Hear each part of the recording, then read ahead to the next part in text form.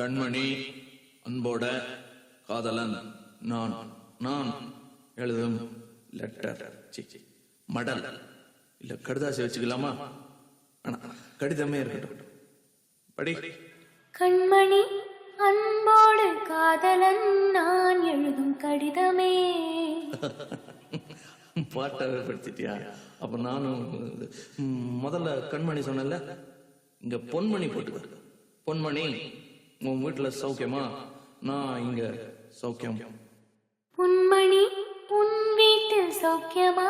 நான் இங்கு சௌக்கியமே. உன்னை நினைச்சு பார்க்கும்போது கவிதை மனசுல அருவி மாதிரி கொட்டுது. ஆனா அதை எழுதணும்னு உட்காந்தா அந்த எழுத்து தான் வார்த்தை.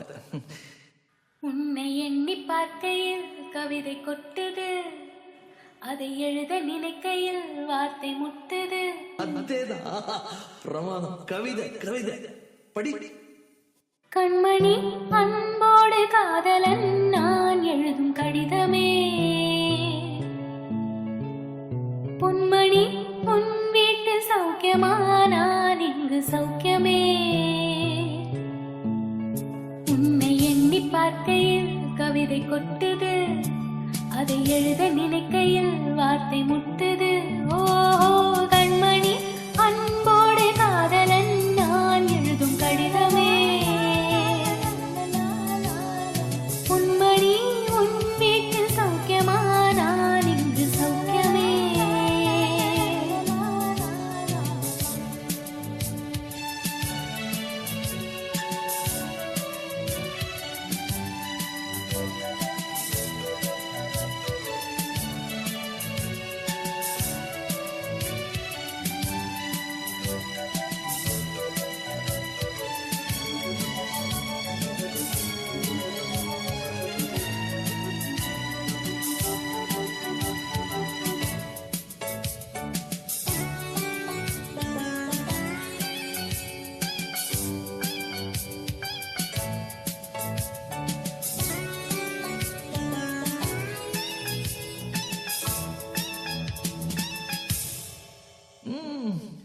எனக்கு உண்டான காயம் அது தன்னால ஆறிடும்.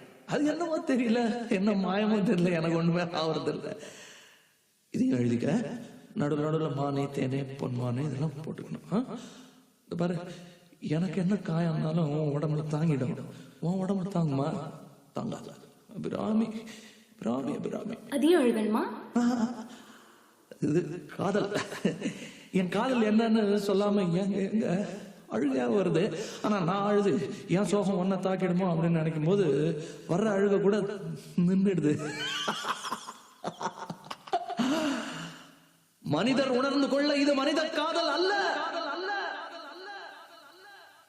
அதையும் தாண்டி புனிதமானது.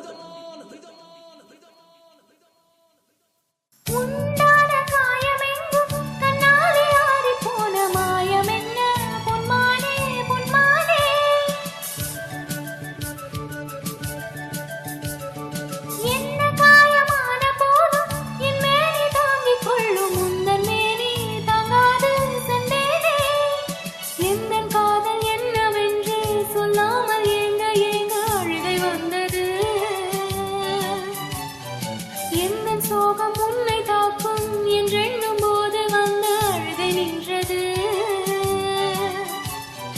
மனிதர் உணர்ந்து கொள்ள இது மனித காதல் அல்ல, அதையும் தாண்டி புனிதமானது.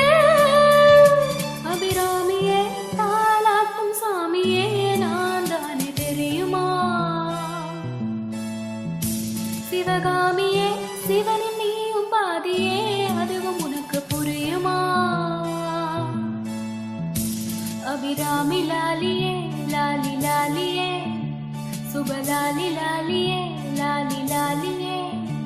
அபிராமியே, தாளாட்டும் சாமியே,